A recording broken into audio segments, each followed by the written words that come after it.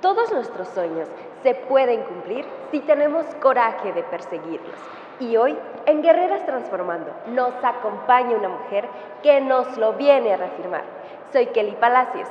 Quédense y vamos a conocerla. Lucía González Arellano nació un 13 de diciembre de 1983 en Yextla, Guerrero. Es licenciada en Ciencias de la Comunicación y aunque su vida no ha sido fácil, desde muy joven se aferró a la idea de prepararse, pues considera que la educación te genera oportunidades para vivir mejor. A lo largo de su vida, se ha desempeñado en distintas áreas que le han permitido aprender, dar lo mejor de ella, ser una líder y siempre recibirte con una sonrisa. En esta ocasión, toca el turno de una mujer que nos viene a enseñar que aferrarte a cumplir tus sueños es el camino que nos conduce al éxito. Lucía González Arellano, bienvenida al programa. Gracias, Kelly, qué amable. Agradecerte a ti la invitación que me haces para estar hoy en este programa, sobre todo la distinción. Muchas gracias. Yextla es un pueblo muy pequeño, pertenece al municipio de Leonardo Bravo, está escondido en la sierra. Hoy en día está urbanizado, hoy en día tiene sus carreteras pavimentadas, pero en mis tiempos, cuando yo crecí, pues era un pueblito totalmente incomunicado. A las mujeres se nos preparaba para ser amas de casa, era la finalidad. Había que cumplir una función, había que prepararte para ser una buena mamá, una buena esposa, que supieras coser, que supieras tejer, cocinar. Por ejemplo, yo en mi caso sé hacer pan en hornos todavía de barro, de leña. Las muchachas ya son más libres de emigrar a estudiar, incluso hoy en día hay bachillerato.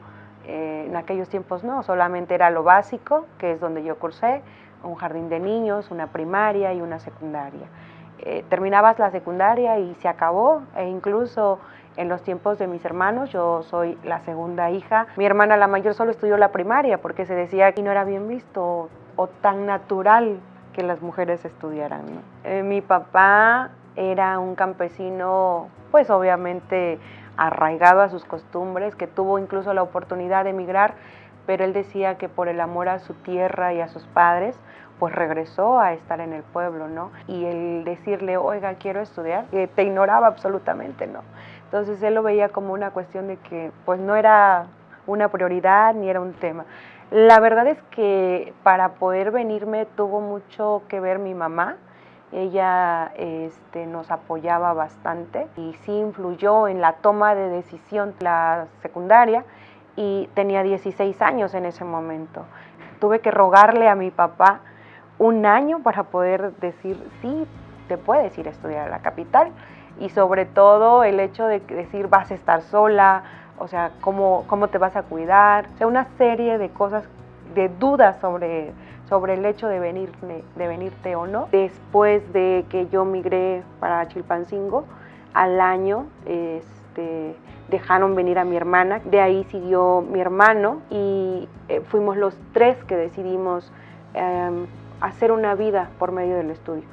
No me veía como una ama de casa normal. En el pueblo el tema de ser mujer es 17, si bien te va, y te tienes que casar. Estamos hablando que eso tiene 26 años más o menos, ¿no? Era una tradición. Yo no me veía en esa vida o en esa realidad. Yo pensaba que había una manera diferente de vivir, el venirme para acá. Hay memes donde ves la foto de la muchacha que viene del pueblo con el cartón, y a mí me tocó emigrar de esa manera, ¿no? Emigrar a Chilpancingo con un cartón de huevos en el cual traías tu ropa y a enfrentarte a un mundo de gente que no conoces, porque tienes un pueblito donde la vecina es tu parienta, la de enfrente es tu pariente. Como niña, porque era una niña de 16 años, migrar a esa edad creo que fue muy complicado.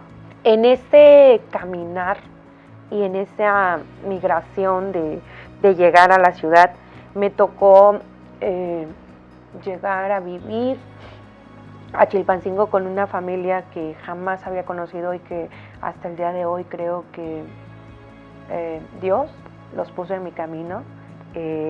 Son un militar que vivía aquí. Ellos me acogieron en la unidad habitacional militar de aquí de Chilpancingo y mis papás confiaron en él para poder dejarme en su casa. Yo llegué a vivir con ellos y para poder solventar el tema de los gastos, yo trabajé haciendo el aseo durante un mes, hacía el aseo en las casas habitacionales de ahí de los capitanes, de los tenientes, en 2 turnos, en la mañana y en la tarde. Hoy en día esas personas se convirtieron en mis segundos papás.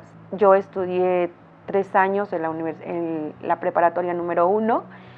En aquel entonces estudiar ciencias de la comunicación no era tan demandado, no es como ahora, y en ese momento creo que la mayoría de los que entraban a estudiar ciencias de la comunicación era más por un tema de conducción, de un tema de diseño, de un tema de producción, de estar detrás de las cámaras y este tipo de cosas, pero no era tan demandado como lo es hoy en día. Mi finalidad era estudiar ciencias de la comunicación y orientarme a periodismo.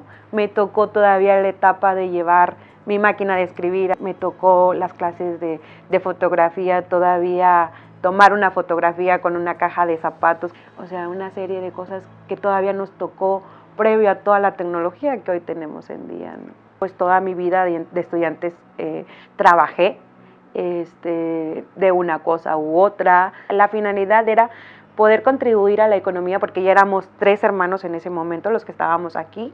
Por coincidencias de la vida, recomiendan ir a la Comisión Técnica de Transporte y Vialidad y me contratan como modelista de raya.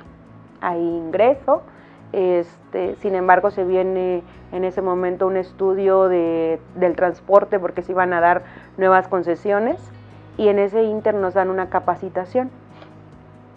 Y cuando nos dan la capacitación para poder seguir con el proyecto del estudio del transporte y la movilidad, nos hacen una evaluación y le dicen al director en ese momento que tenía que contratarme porque iba a cumplir funciones fundamentales en el estudio Y entonces ingresó al gobierno del estado a través de la Comisión Técnica de Transporte y Vialidad en el 2006. Entonces yo estaba estudiando el segundo semestre de 3er año de la universidad y es cuando yo entro a gobierno del estado, estamos hablando del 2006, previo antes de tener a mi hijo. En ese momento ya vivía con mi esposo, mi actual esposo, con el que llevo 18 años de casada con él, una pieza fundamental también en mi vida. Yo me caso con él, estoy estudiando y estoy trabajando. En el 4.º año de la universidad creo que fue la parte más difícil, ¿no? Porque había que ser esposa, había que ser mamá primeriza y el tema de ser una trabajadora de gobierno del estado. Justo yo termino la carrera y los últimos días de la universidad, mi hijo nace, pero ya me quedo con el tema de un bebé y estar ya trabajando como una empleada de gobierno del estado. Tengo 2 hijos. Y creo que en el ínter de verlos pequeños traté de dedicarme única y exclusivamente al tema de ser trabajadora de gobierno del estado y a responderle a mis hijos en la cuestión de ser mamá como tal. Al momento de tener hijos pequeños es muy complicado, batallamos bastante, pero nos adaptamos. Creo que es una característica de las mujeres. De ir y venir, de ser trabajadora del gobierno del estado, me ha tocado estar en la Comisión Técnica de Transporte y Vialidad, lo mismo en el área jurídica, lo mismo en un estudio de transporte y vialidad, de movilidad, de ahí pasarme a la delegación administrativa de la Secretaría General de Gobierno, hacer comprobaciones. No nos volvemos, no nos encasillamos en un tema. Si bien es cierto, yo terminé la licenciatura en Ciencias de la Comunicación, pero como trabajadores de gobierno del estado, los de base, los administrativos, aprendemos de todos los temas, nos volvemos todólogos en este ínter, porque lo mismo podemos hacerte una comprobación, lo mismo podemos contestar un oficio, y en mi caso particular, pues lo mismo puedo atender temas de comunicación. Mis hijos crecieron debajo de mi escritorio.